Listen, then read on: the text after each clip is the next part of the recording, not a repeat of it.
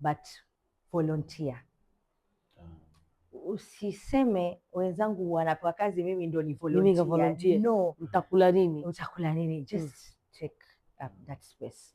Take up that space, because eventually when you're good and you have passion for something, somebody somewhere will notice it. So yes, just take up. Unaona kazi, even in family, even in workspaces, hata wale wenye kwa vibarua, ukiona hata kazi hata hujatuma lakini unaona kitu volunteer, just volunteer and do it.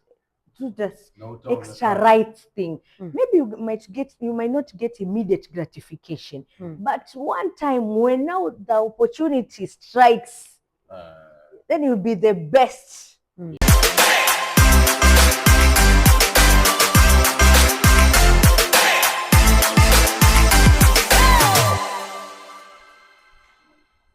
Ahlan wa sahlan wa marhaban. Nimegundua kwamba hiyo salamu na maamkizi hayo napenda kuyarudia sana, lakini naamini assalamu alaikum inakufaa. Amani ya Mungu iwe juu yako.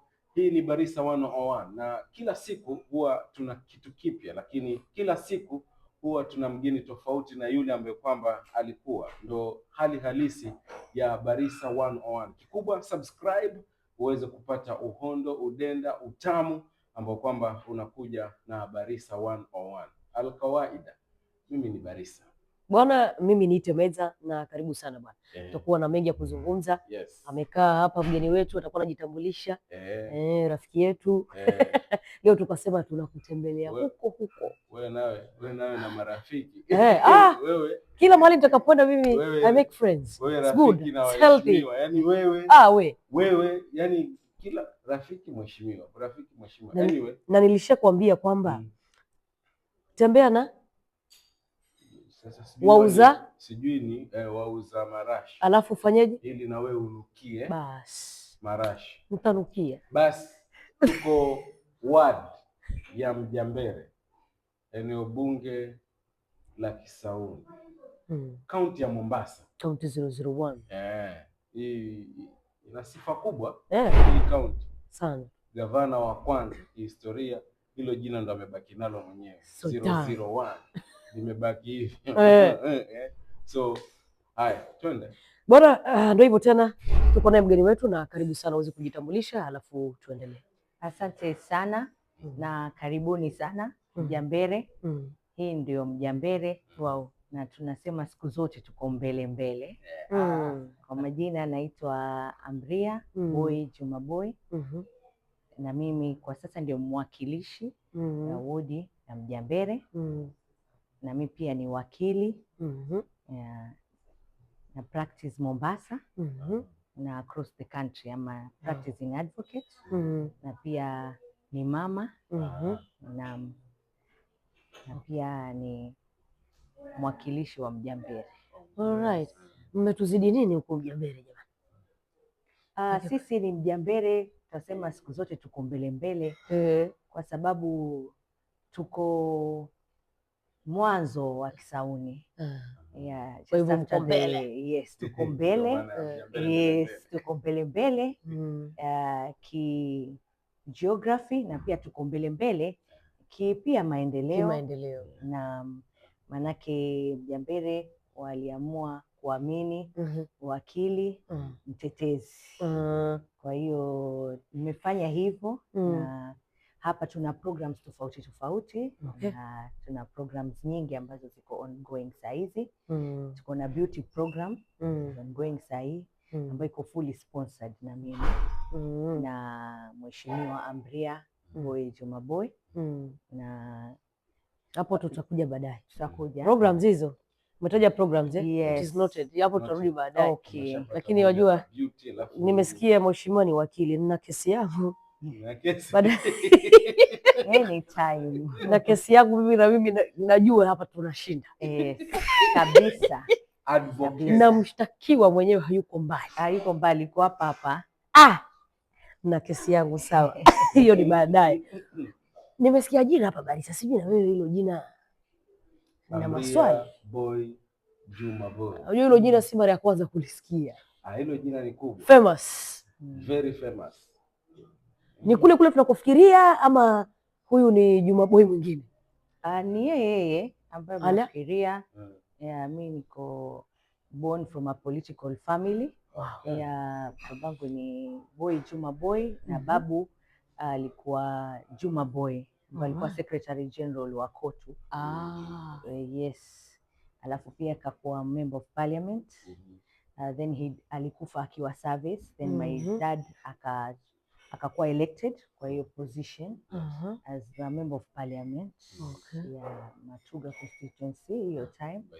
By then, yes. And then later when devolution ikakuja, I got elected kama senator wa Kwale.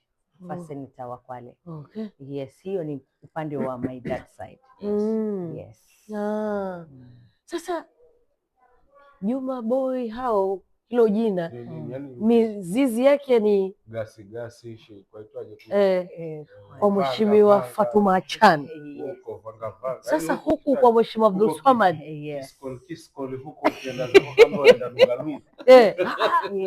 Vipi huku? Ramisi huyo. So kwa my dad ni Boy Juma Boy, but my dad kama mlivyokuwa mnamjua ni mtu maarufu and he was a polygamous man.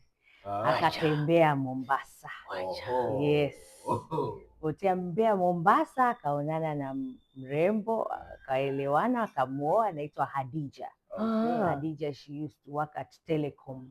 Hiyo posta zamani ikiwa inaitwa Telecom. Yaani mambo ya kwenu hakuna mambo ya kitototo. Mambo ya kiutuzima. Babu alikuwa KOTU. Yes. Baba akaja akachaguliwa kuwa mbunge. Alafu naye alipokuja Mombasa akaona mrembo, lakini naye pia ako Telecom. Yes. Ndio pale ninapokuambia tembea na yes. So mama originally ako from Old Town. Old Town, familia yake upande wa babake. Yes, na upande wa mamake is from Ribe. Yes. Yes. Sasa upande wa mama maiden side, mamake anatokea Ribe na babake anatokea Old Town wa Mandria. Yes, yeah. Kilifi. Ana damu ya Kilifi. Hii familia iko United Nations. Tukifatafata hata kule Kilifi kwa sababu kuna mtu Juma Boy. Kabisa. Mtu ni mtu. Mzee huyo. Kama sisi we are 14 siblings katika Boys family. 14 baba. Yeah. Now from my mom we are 2. So the rest 12. Yes. Yeah, ni kuna unajua Kiislamu sheria ni 4. Alikuwa na 4. Yes, my dad took that very seriously. Kabisa. Kuna wakati namkumbuka asema wao wakizungumza wanasema pangeni uzazi. Pangeni uzazi. Na wao wanazaana tu. Lakini sisi wanatuambia tupange uzazi. Akasema hapa pange uzazi. So we are 14 siblings, alhamdulillah. We are quite a big family. It's just for boys. And he has his siblings, sisters and brothers. He has hivyo. So generally sisi ni mko vizuri. Mko vizuri. Kuna mmoja huko labda bado labda haja. Yes, wako wengi. Wako enough. Yani bro ambaye haja. Kwa ufupi ya kuambia yuko single. Wako karibu sana kwa Juma Boy's family. Sababu Bui. Kabisa. Na mnichagulie na jina. Yes. Meza. Dr. Mariam, mama. Mariam is good. Miriam. Sabrina. Hiyo shajichagulia, it is given. That is given. Sabrina alafu hapo katikati ni nini? Boy. Yes. Yeye lazima kuwe na boy. Wewe hapo mtoto. Watch my space. Boy. Kabisa. Alhamdulillah, tuombe Mungu. Kabisa. Atavuka. Yes. So ukasomea huko? No. I'm actually born and bred hapa in Mombasa. Yes, my mom is from Mombasa. So mzee alikuwa anaenda huko anakuja hapa. Yes. Kwa hivyo wewe hujawahi vuka kwenda kule ukaenda kuvuka? Nilikuwa navuka kusalimia, kutembelea bibi, hivyo kutembelea kama baba yuko kule, lakini mimi mzaliwa na nimelelewa Mombasa. Majorly. Nimezaliwa Makande, hapo hii hapo Makande, kazaliwa hospitali Mombasa Hospital, that is 1991 September 91 September. Yuomba maji ya kunywa. Sawa. Yes, September. Then tukakaa I think about kama nilipokuwa 7 years, we moved to Guraya. Guraya. Then mpaka about 11 years, unfortunately my mom passed on. Yes, my mom passed on, so I was immediately absorbed na dadake mama, ambaye ni dadake mkubwa, anaitwa Hanie. So nikakuja Kisauni. In fact, mamangu alipoanza kuugua alikuja kwa dadake kuguzwa. So for that year aliguzwa na dadake Kisauni Mlaleo. Mlaleo ambako sasa ni kwa upande wa babu ya mzaa mama. Yes. So hapa alikuwa manyanya mzaa mama. Yes, my family inatokea hapa. Babu alikuwa na shamba kubwa. Yes, alikuwa mgema, alikuwa kwa yes, alikuwa pia mgema, alikuwa ni traders. Ukiona hapa Kisauni wengi hapa unaona some areas kuna zile mangwe hii. Alidonate some of the plots kwa marafiki zake pia wakigema akiuza. He was a trader. Ndio ukalelewa pale na mama mkubwa in Kisauni Mjambere, na hapo Mlaleo Twatugawe. So nikaenda shule Highgate in primary school. Then nikapata very good grades. I think I was the top 5 student in Mombasa. Wow, 434 marks out of 500. Sio mchezo. Kichwa kinapandisha kabisa. Kaitwa National School. Nilichagua Moi Forces Lanet in Nakuru. Then after kumaliza graduated, nikaingia University of Nairobi. Then the University of Nairobi nikafanya law. Yes. Then after I did my law, but I picked, due to the cultural outfit ambayo niko nayo, the Muslim factor, I picked Mombasa. I didn't go to Nairobi.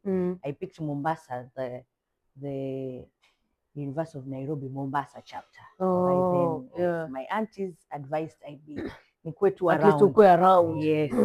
Ndio usiende kuharibika kule mbali. It was just a fear, like huwa ni fear ya wazazi, huwa ni hivyo. But I excelled, I did well. Then I joined the Kenya School of Law in Karen. Wow. Yeah, for a 1.5 year course. Then I pia nikafanya. Then nikakuwa admitted into the bar.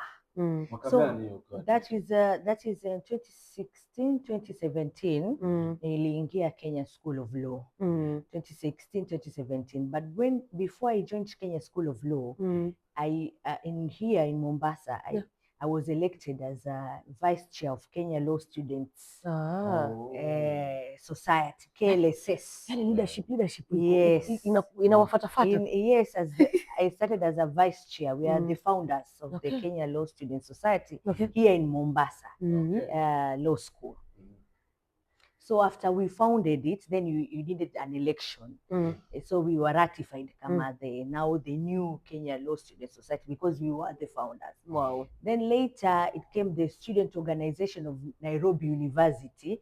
It was formed zile chapters za Kisumu and Mombasa were introduced to the main chapter ya University of Nairobi main campus. So when they formed Mombasa, so it had to be, because hapa University of Nairobi there are different faculties. There's faculty of law, business, and other faculties. So we were told, and the humanitarian faculty. So tukaambiwa for SONO it has to encompass all these faculties. So tukaenda tena into election. Then I was also re-elected as a congresswoman Wasonu from the law school, and then the chair was coming from the business school. Okay. Yeah, so wow. So nikakipanda pazuri na uongozi umefuata tangu huko shule. Yeah, so that's how we came, how connection between the county government and the myself, maybe you might ask. When then in 2013, as the vice chair of Kenya Law Student Society, kulitoka report ya Ministry of Education that Mombasa was not doing very well in terms of transition into the tertiary level. So as part of our thesis, we decided to do a research why there is no good transition. The transition was about that time 37% to the tertiary institutions. Like so yes, being the only law school in Mombasa, we decided now we are taking it upon us to do research, and we came up with a good research. Part of it was poverty, drug abuse, unemployment, so much. And so we represented it to the county government, then that is in 2013, early 2012, 2013. Okay.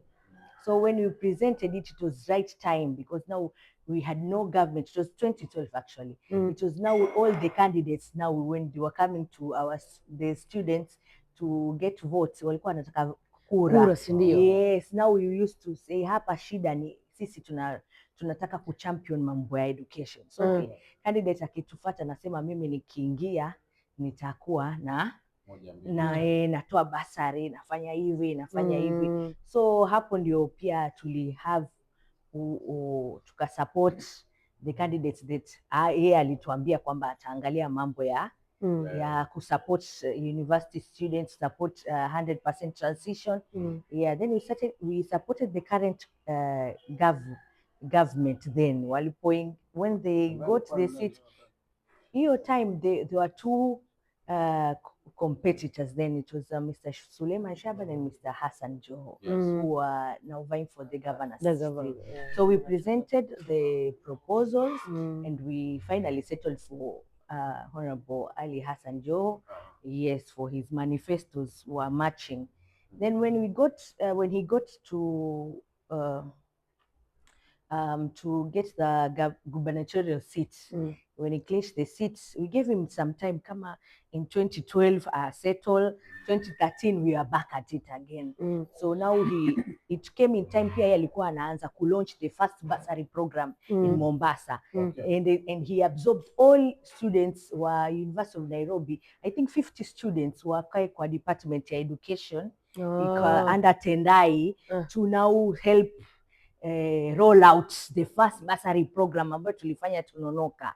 So that's how most of the students at that time were University of Nairobi wali manage kupata entry point kwa county government. Wow. We had Mwenda, he's now at the county attorney. We had Mwaura, he became the personal assistant then alikuwa ni waziri wa sports Kialo. We had Aisha, she joined IBC, she wanted, we had Monica, she joined Nairobi. So most were mimi at that time, I was still a student then. So I joined the county attorney's office as a legal pupil.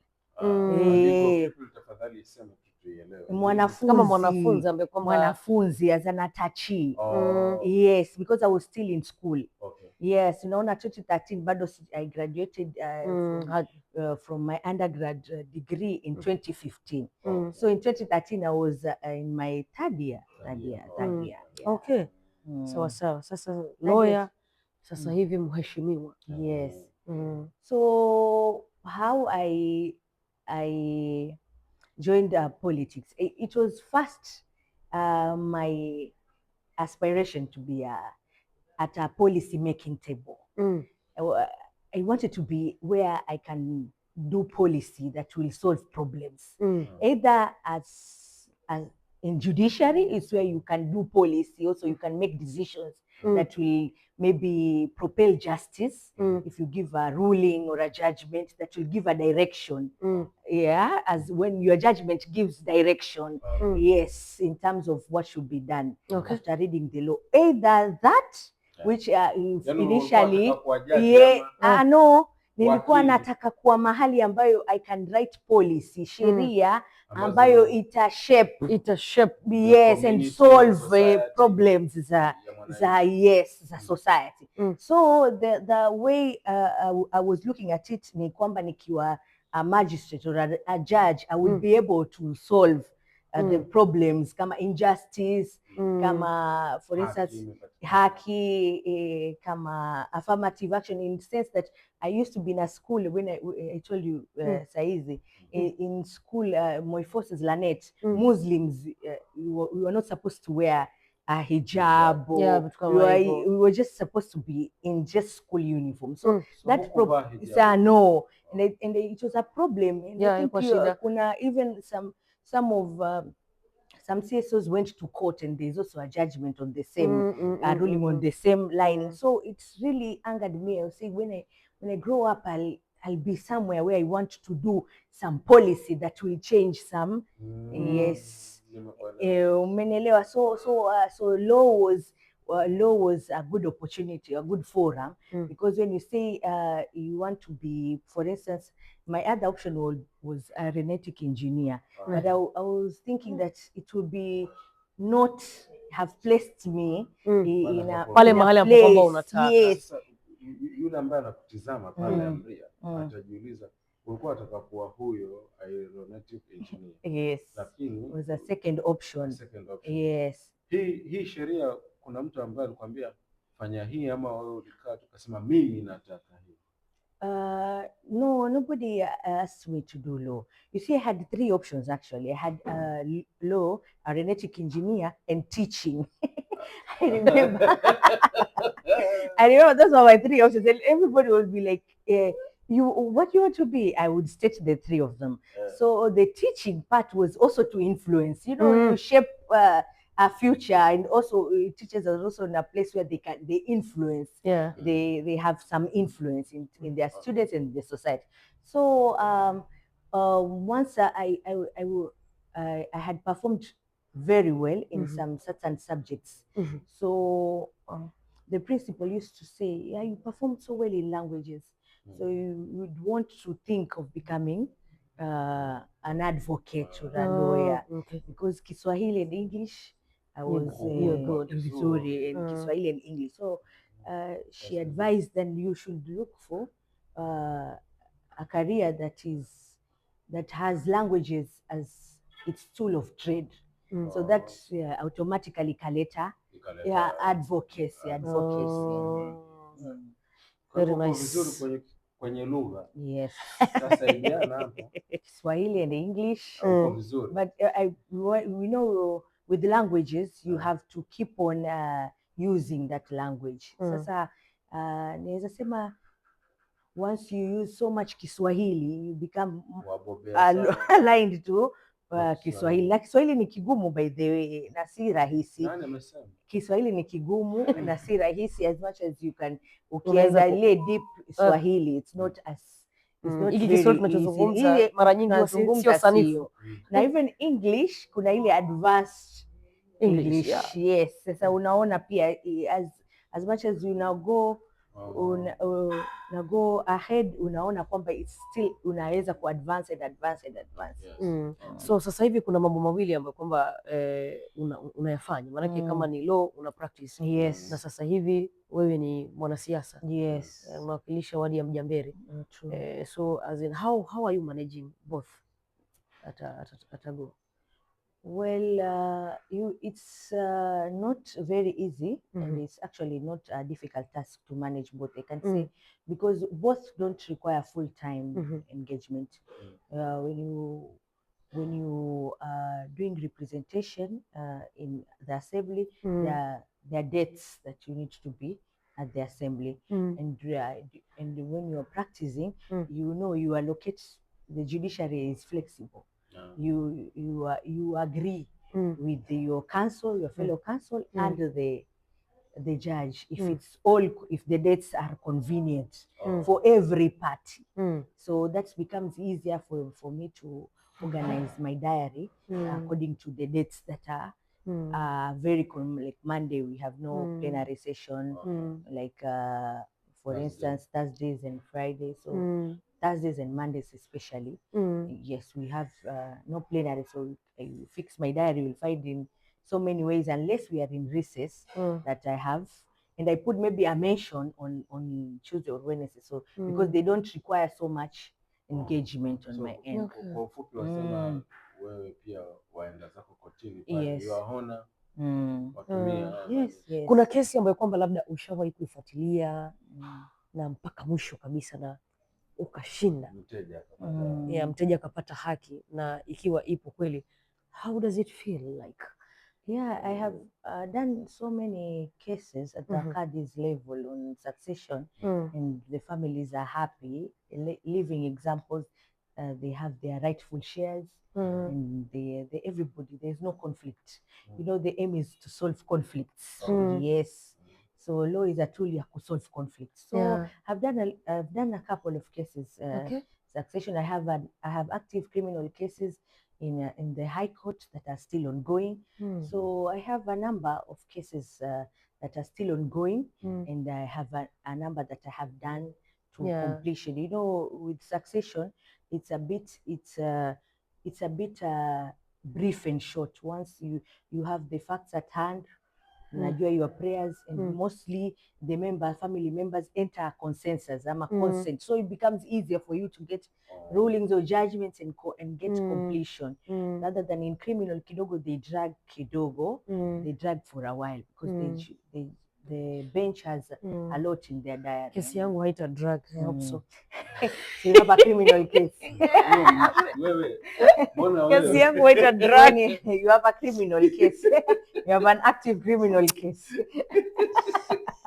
Lakini ni kama ambaye hapa no, sijataja mtu. Nimesema tu nitaongea na mheshimiwa baadaye. Yes.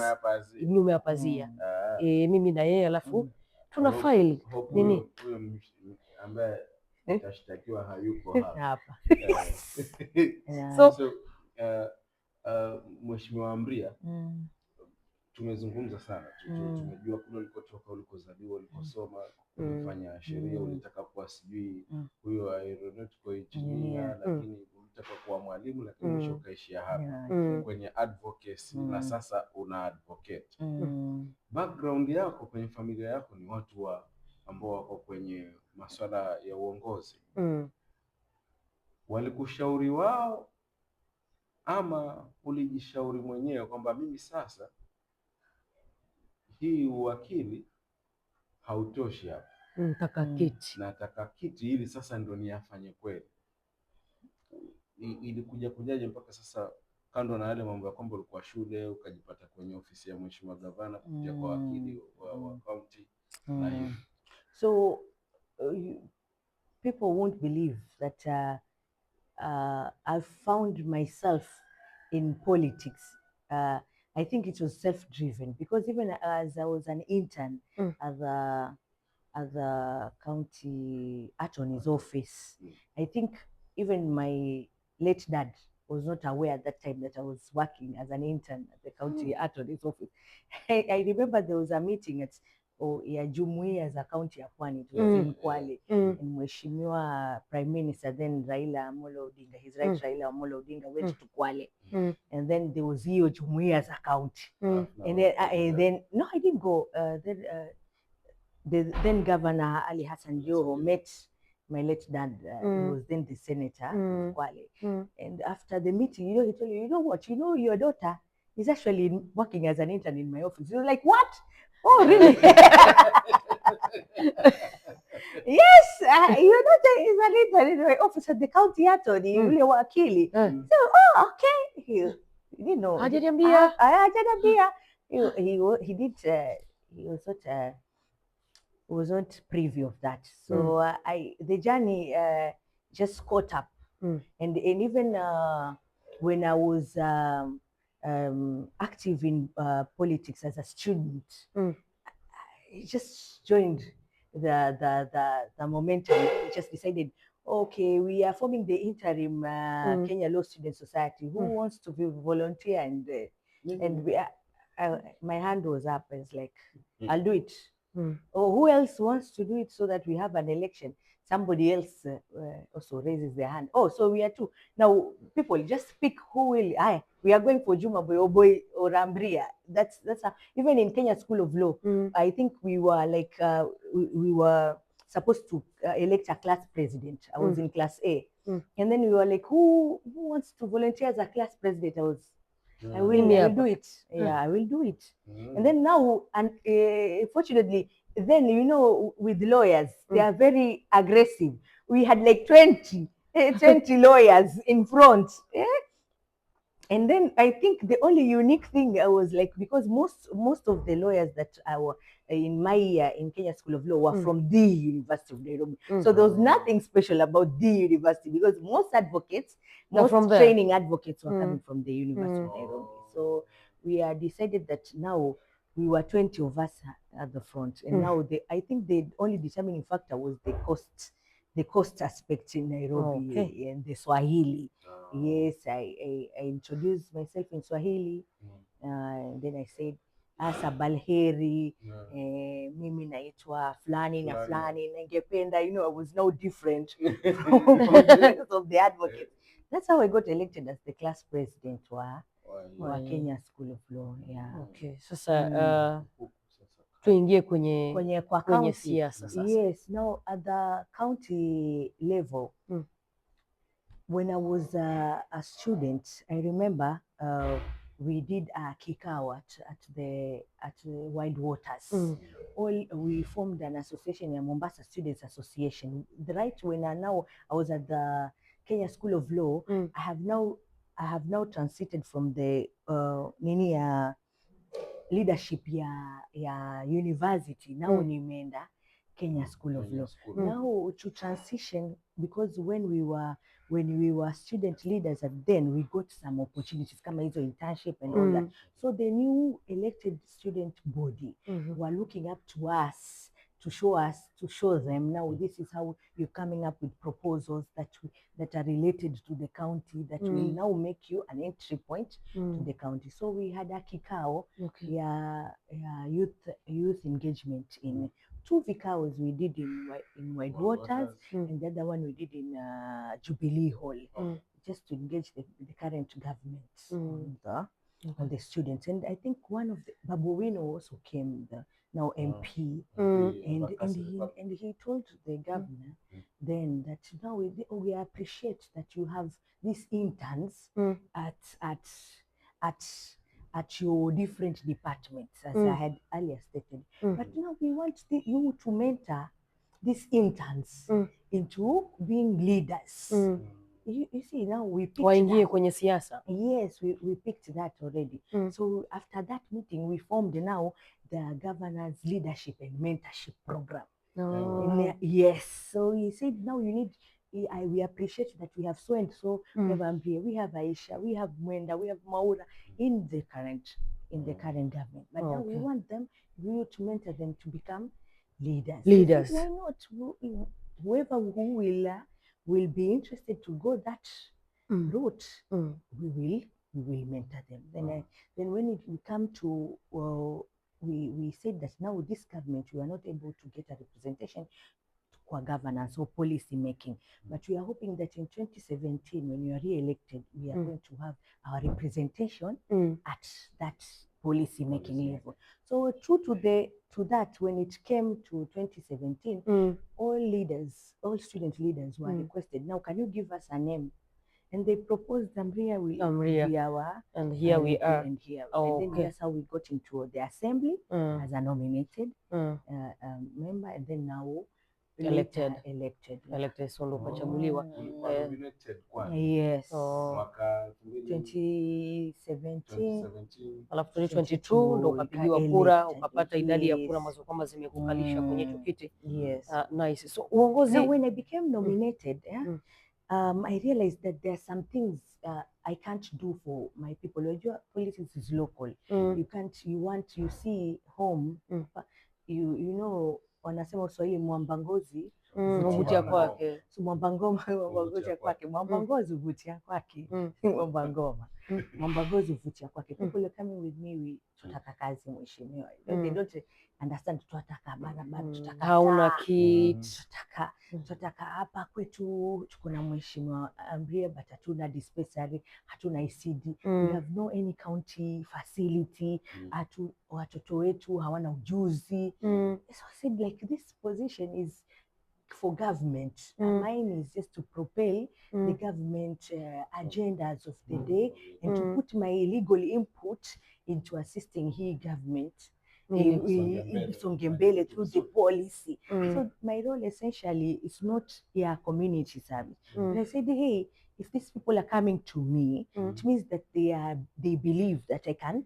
So I was telling them, if you give me an opportunity to serve, I will be able to now deliver on those. What now I have capacity because siwezi kusimama kuongelea kuhusu Magogoni because sina mwenyewe, siwezi kusimama kuhusu Mjambere iko na mwenyewe. You'll be like usurping your duties or going beyond your powers. The owner will be like feeling, why are you doing work that is not yours? So when I used to tell them, when I get the opportunity and when you give me this opportunity to serve, then I will. Okay, so opportunity ukapewa mheshimiwa. So like sasa hivi unaweza kujivunia kitu gani katika wadi ya Mjambere? So far so good or so bad? Umetaja hapo mara ya kwanza kwamba hii wadi haikuwa na any facility ya government, any county facility. Yes. Sasa hivi ni miaka mingapi? Miaka miwili na miezi ya kuhesabu. I'm happy to report that for the first time we have a dispensary. Okay. Not even a dispensary, that's a level 3 hospital. Okay, level 3 hospital in Mjambere. And we have also a few haikuwa. This is the first time we are having a facility. Wewe ni watatu. Yes. Since devolution. Hakukuwa. And why? And I would say also it was not maybe for their liking, because also there's a challenger land. Challenger land has been a greatest hurdle. So alhamdulillah nashukuru, because from where I stand I have different friends, we have family friends. My family backdates from friendship. That friendship, ule urafiki ambao kwamba babu aliweka. Sisemi ni rafiki zangu, sitachukua hiyo credit because they are way beyond me. Matibabu sasa upande wa mama exactly imekufanya wewe hapa ukawa na urahisi. I approached my family, they reached out. Tuna mtoto wetu ni sasa ni mheshimiwa na anataka, ana hamu sana kuwa na facility. Sasa mnaona mnaapi hapa, tunapenda kama iwe hairati yenu pia ya wazee wenu, mkidonate to so that's why we let her write to us. So mimi wakili Kizungu kaambia nao mmekuja hapa kwenye nataka sasa. Yes, nikawaandikia Kizungu mzuri nikawapelekea, wakasema okay, we will tell you when to come and see us. Then I copied it to the governor that I have started this conversation on getting land. He said okay, go ahead, if we get it well and good. If we get it, then I assure you support. We are going to have that dispensary. And you sure you get to an acre? I said, wacha nijaribu. There's nothing in trying. So I wrote. I said, we'll call back.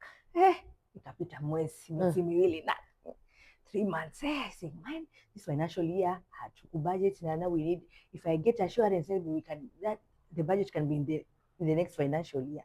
I wrote to them again. Nikaandika. I went back sasa.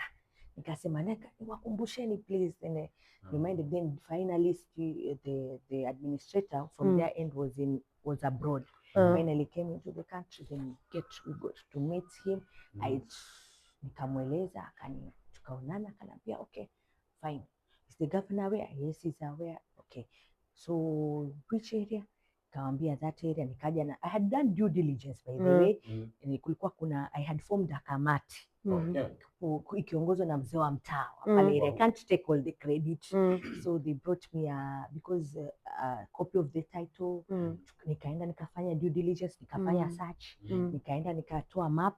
I facilitated all that process. Yes, they were killing me now. Nikatoa map. Then now when I went to the meeting, I have done due diligence. You had a case, you won the case this year, and now these empty spaces. Nikamweleza, now just requested a part of your empty space to nini. Akasema I'll talk to mzee. Sasa akaongea na mzee, then he accepted. Bas sema sisi tutatilia dua mzee, itakuwa ni hairati yake.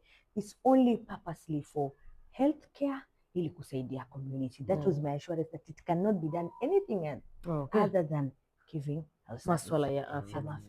And we said okay, fine. Okay. Yeah, then now we went ahead now to I told the governor now there was a ceremony for MOU signing. Na ndo maana uko na land sasa hivi na kuna hospitali inajengwa haijakamilika. Yes. Wow. That is one of the program, but we are expecting that it will be done by August. Okay. Handed over. August this year. Yeah, we are expecting. Yes. Yeah, August. Bado tuna August, September, early September the governor expects that atakuwa tayari imemalizika. Itakuwa imemalizika. Kumalizika mjengo au kumalizika kila kitu kitakuwa ndani mpaka na wale wa I think the whole mjengo will be done by then. Sasa it will be upon governor sasa kuleta na wahudumu. Lakini wewe ushamaliza kazi yako. Nice. So that is one of the program. Maana kulikuwa umesema program 5. So hiyo ni ya kwanza imekwenda. Ya pili, now we realize that kuna gap. Gap ni kwamba hakuna wasichana wetu wengi they are falling into the trap ya kula mgoka, especially here in hapa Mjambere. Wingi ni single mothers for different reasons. Wamekuwa young mothers mapema. So young mothers mapema, mtu anaenda maisha magumu, hawa konka sana na their partners because they are wote ni watoto wadogo. They are not yani watu ambao ni wamekuwa of age kuwa na subra and all that. So unabidi msichana anarudi kwao na mtoto and sasa they opt to stress na mgoka. So said now to keep them busy, afadhali wapate hii skills ya mkono. I was thinking maybe the government will sponsor, but how long will that take? So I said mimi wacha nianze, I can't wait forever. So nikafungua hiyo Ambria Foundation. Initially nika call for, I talked to the trainers wa beauty, henna, pico, baking. Sasa I talked to all trainers and we agreed on the monthly salary. Now we called for applications. All applications, most applications were coming from mambo ya beauty, and the second applications were mambo ya henna and pico. Then so we started off with henna and pico and beauty. Now henna and pico and beauty, unfortunately, sasa they were dropouts. We had, I think, 17 were henna and beauty. They were drop off. By the time it was the second month, we had only 7 students. So yangu ilikuwa ni hasara for me to sponsor. I said, when these are done, then we won't have another intake because hawaku. And then when you recall for more applicants, ni watu hawakuwa wanakuja. Then we had like 60 students who had applied for beauty and makeup. And you remember the graduation we had in December, only 33 students graduated. So it is almost 50%. So we said we are going to go with the beauty, proceed with the beauty, unless we get a good quorum for other categories, so that it becomes a win-win. When I'm sponsoring, then it's the beneficiaries at least inaendana na pesa yenye unawapatia wale trainers. Yes, the traders, because we won't beige. If you won't have that will sustain for a whole class, then you have to pay per student, which is much more expensive. So if you have 7 students, it's almost more than, or 10 students, it's almost more than even having a whole class. Sasa na muda wetu nao unazidi kutupiga chenga pale. So hiyo ni program ya pili. ya tatu? Yeah, program ya tatu Summary. we had driving also. Mm. We had also driving that was sponsored by the governor himself, Muhammad Sharif Nasir. Okay. We picked, now there was complaints, now we are sponsoring the girls, how about the male? So I made it categorically. Like priority nilisimamia mimi mwenyewe 100 slots za driving ziende kwa wavulana. And then now so right now we have formed CBOs, community-based organization, to do different projects. Okay. We are launching them soon. I'll invite you. We are launching them soon. Very beautiful programs. It's a surprise. I don't want you to go with me. You will come and surprise me. Very beautiful and very beautiful programs. So yeah, yes, it will be soon. Surprise. It's a surprise. It's in the kitchen. Yeah. So that is our surprise package. Yes. Our fourth program. And the other programs ni kama hiyo infrastructural programs we have done, the cabros, we have done the very disturbing drainage ile soko mjinga that was launched with the governor himself, ilikuwa ndefu sana, and it was ilikuwa mnaona kwa TikTok. It was bad, watu wakisema Mjambere maji na waingililia. It was that one. So when I came in, I was like, if there's anything I need to solve, it's that drainage. First thing. Tumalizane na hiyo. Now at least hata kama ziko mvua ikinyesha, si kama mwanzoni, si kama ile mlikuwa mnaona kwa TikTok and all that. Huyu gavana kwa kwa kusema huyu Amri kwapi, huyu nini Betime kwapi. That one imepungua kwa large extent because of ile. Okay. Soko mjinga sawa. So uongozi wa mwanamke, siasa na mtoto wa kike inakupelekaje? Hasa Mombasa County. Mombasa na mtoto wa kike, siasa zikoje? Siasa zikoje? In terms ya work ama in terms ya siasa kwa ujumla? Unajua kule nje uoga wanaona kana kwamba labda siasa bwana, siasa ni ngumu bwana, mtoto wa kike na siasa wapi na wapi. Okay. Kwa sababu background pia. From my experience, siasa ya mwanamke it's quite hard. Manake unaona watu wengine wa like tuongeze, haijawahi fanyika hiyo kuongozwa Mjambere, kuongozwa na mama. Itakuwa sasa unaona haijawahi hala haitawahi. Hii ya kitu ni zoni ya wanaume. But when you approach them that mimi ni mtoto wenu, mimi I'm one of you and I want to serve you. Ukienda kwa wazee, I'm your daughter. Ukienda kwa mama, mimi ni msichana wenu, naomba mnitume to do certain tasks for you. And they trust that. I think it's easier than when you go kama unasema mimi nini, you have to vote, you have to be a bit the approach. The approach should be different because it's against yani ile the trend wanazoea. Like myself, the predecessors were all men. It could be an advantage. Sasa hizi wacha tujaribu sasa mama tuone atafanya nini on one side, and then kuna wengine hapana, haijawahi tokea. But you know, you look at it objectively, you look at it on what you can do differently, and you tell them it's not about mtoto wa kike, si masuala jinsia. Who is playing the role? It's about the goal. How are we going to achieve our goal? And I think that message is not about who plays the role. It's about achieving our goals as a community. It was okay. But at work, you have to show up some masculinity. Ukienda bunge pale.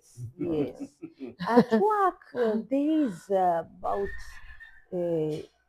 though undercover, but you can't feel the masculinity and so you always want to be masculine and demand for that space,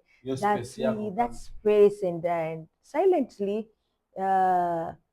it appears, justice must not only be done, it must be seen to be done. So silently but quietly, there are hurdles when you come to women leaders and all that, but you progressively, I think zipo changamoto nyingi, but at least sasa hivi ni kama kuna badilika, because I remember kuna kiongozi mmoja wa kike mahali fulani, na sasa hizi ni nikisema hicho mtakuwa mmemjua, nafikiri gavana rafiki yetu Fatuma Achani, ambaye nafikiri alipata changamoto wakati akitafuta atokea story nyingi sana. Kwanza huyu ni mtoto wa Kiislamu, alafu mtoto wa kike anatuongozaje sisi? That challenge, but again yuko pale sasa hivi anaongoza pale county, na huyu hapa yuko, and maybe 2027 inshallah labda namba ya wanawake itapanda, hata magavana wanaweza kuongezeka wa kike. By the way, watch this space, telling you. Sasa ni mimi wanao kwa mimi sijapinga bwana. Yeah, we look up to the governors, the female governors. We look up to the female presidents. Na Dr. Samia. We look up to the women who are taking up very serious spaces in the society. We look up to also to our CJ Martha Koome. Yes, we look up to her. No sisi. Sasa Ambria, maana tutataka kumaliza. Wakili. MCA. Future ikoje hapa mbele? Ama bado wewe ni? The future is bright. However, I look at it.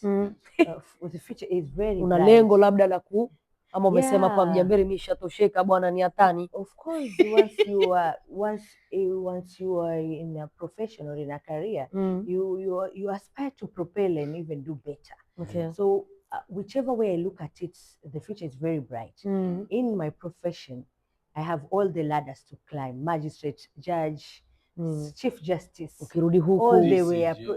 Yes, deputy. The sky's the limit. In the other profession, I have all the how you look at it. Member of Parliament, women rep, governor, even deputy president, and finally president. Amen. I mean, kamati gani pale bungeni? I'm in various committees. I'm in health committee as a member. I sit as recently Lands Committee as also a member. I sit in the Justice and Legal Affairs, which previously I was chair when I was nominated by virtue of being an advocate then. I think that's about it. Not now. Lakini alikuwa na lead. Unakwambia not now. Yes. But before. Not now, Lands Committee, not now. I've handed over to Mheshimiwa Ahmed Nyundo. Kwa nini ulihandle? No, different reasons. Of course, once I told you that in katika workspace, there's some masculinity aspects we just from addressing that. And sometimes when you think that you can give your value to a certain point, and if you think there's more value you can give, you pave space and let others give maybe different value and different perspective that they wish to. And of course also there's politics. There's politics in work environment. And also politics take different forms.